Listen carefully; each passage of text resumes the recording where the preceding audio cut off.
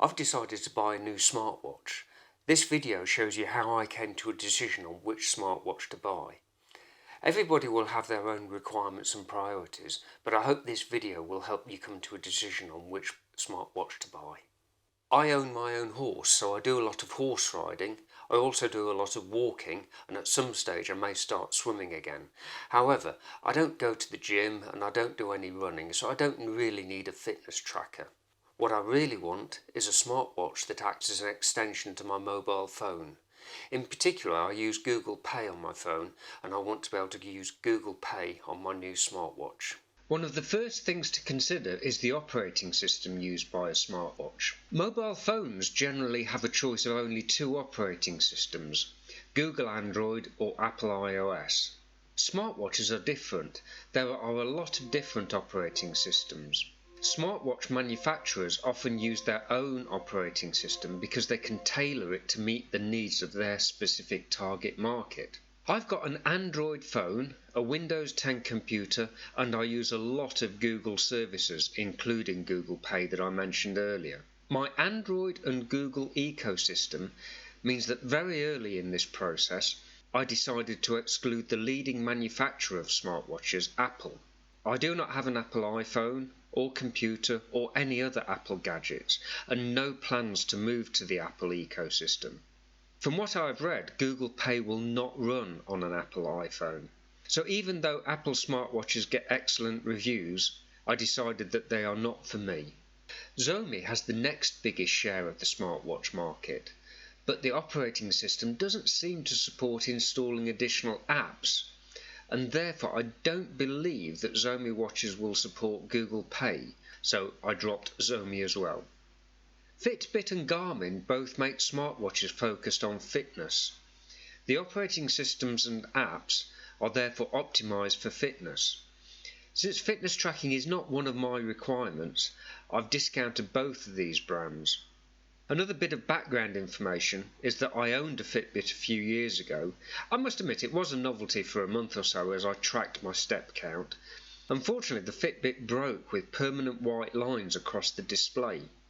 The watch didn't last long and I wasn't impressed by the quality of the watch, so I'm not really interested in getting another Fitbit.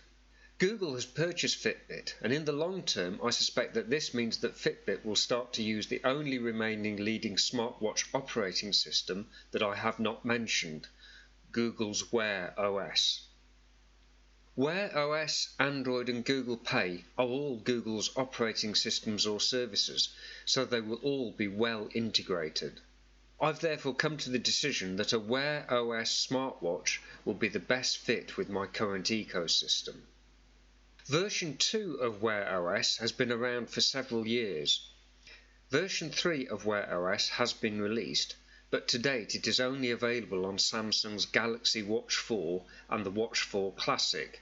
Only the Mobvoi TicWatch Pro 3 and E3 and the Fossil Gen 6 are eligible to be upgraded to Wear OS version 3 sometime in 2022.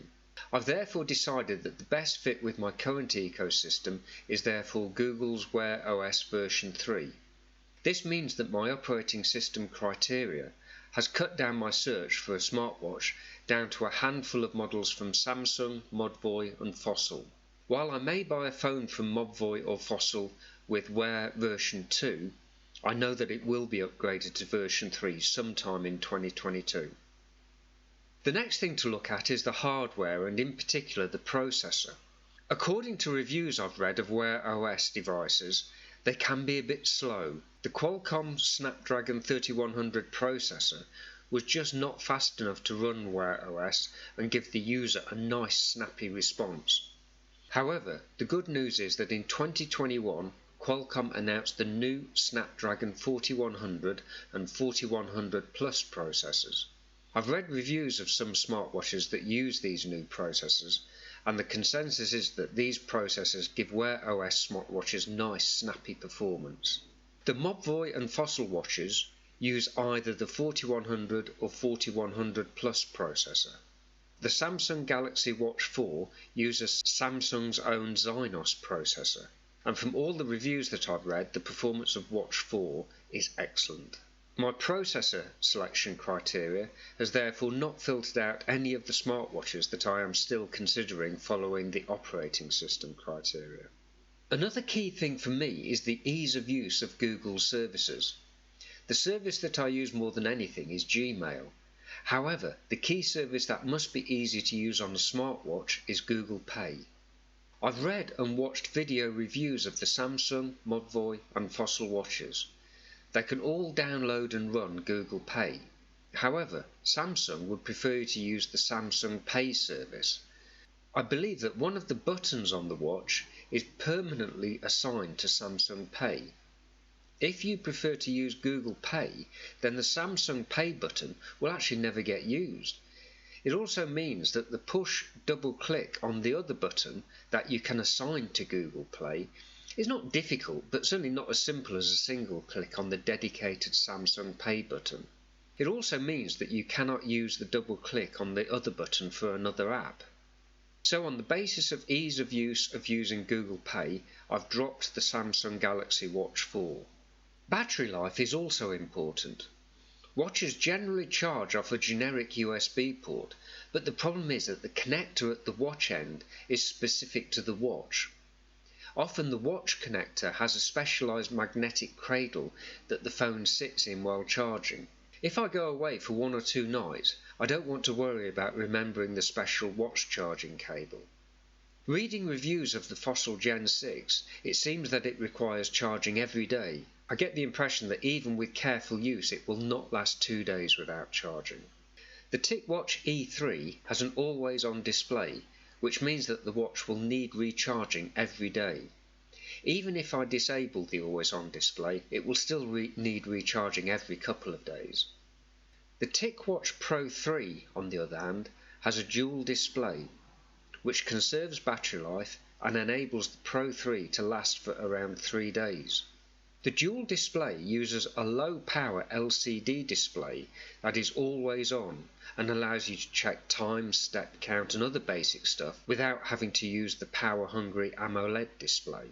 If I forget my charger when I'm away for a few days and the battery gets down to a very low level, then the watch will only use the LCD display and will last for several days until I get access to the charging cable.